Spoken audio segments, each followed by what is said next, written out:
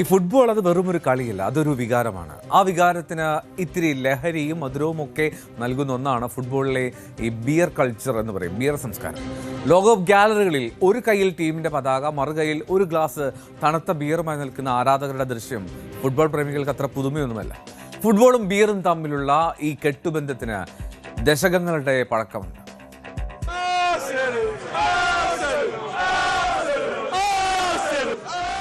യൂറോപ്പിലും ലാറ്റിൻ അമേരിക്കയിലുമൊക്കെ കളി തുടങ്ങുന്നതിന് മണിക്കൂറുകൾക്ക് മുൻപ് തന്നെ പബ്ബുകളും സ്റ്റേഡിയം പരിസരങ്ങളും ആരാധകരെ കൊണ്ട് നിറയും. അവിടെ ഒഴുകുന്ന ബിയർ കേവലം ഒരു പാനീയമല്ല, മറിച്ച് അപരിചിതരായ മനുഷ്യരെ പോലും ഒന്നിപ്പിക്കുന്ന വലിയ സൗഹൃദങ്ങൾ ഉണ്ടാക്കുന്ന ഒരു മാധ്യമമാണ്. വിജയം ആഘോഷിക്കാനും പരാജയത്തിന്റെ സങ്കടം പങ്കുവയ്ക്കാനും ഫുട്ബോൾ ആരാധകർക്ക് ബിയർ വേണം. കഴിഞ്ഞ ഖത്തർ ലോകകപ്പിൽ സ്റ്റേഡിയങ്ങളിൽ ബിയർ നിരോധിച്ചപ്പോൾ ആരാധകർ പ്രകടമാക്കിയ നിരാശ നമ്മൾ കണ്ടതാണ്.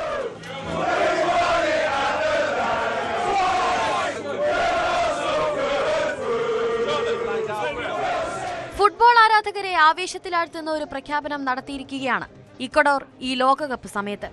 ദേശീയ ടീമിന് പരമാവധി പിന്തുണ ഉറപ്പാക്കാൻ ലോകകപ്പ് തീരുന്നതുവരെ രാജ്യത്ത് ബിയറിന്റെ വില 20%-ലധികമാണ് സർക്കാർ കുറച്ചിരിക്കുന്നത്. പ്രസിഡന്റ് ഡാനിയൽ നോബോവയാണ് ഈ താൽക്കാലിക നികുതി ഇളവ് പ്രഖ്യാപിച്ചത്. രാജ്യത്തെ റെസ്റ്റോറന്റുകൾക്കും ബാറുകൾക്കും ബിസിനസ് വർദ്ധിപ്പിക്കാനും ആരാധകർക്ക് കൂടുതൽ ആവേശത്തോടെ കളി ആസ്വദിക്കാനും ഈ തീരുമാനം സഹായിക്കുമെന്നാണ് സർക്കാർ കരുതുന്നത്. ശരിയാണ്, വില കുറഞ്ഞ ബിയർ കൊണ്ട് രാജ്യത്തെ മറ്റ് പ്രതിസന്ധികൾ മാറില്ലായിരിക്കാം.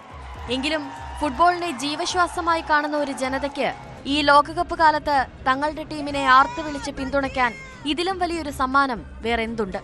എന്തായാലും ഇക്വഡോറിലെ ആരാധകർ ഇപ്പോൾ ഡബിൾ ഹാപ്പിയാണ്.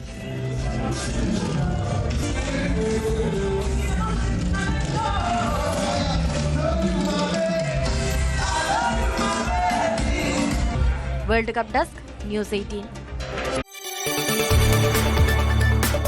കൂടുതൽ വാർത്തകൾക്ക് news 18 Keralam YouTube channel subscribe ചെയ്യുക.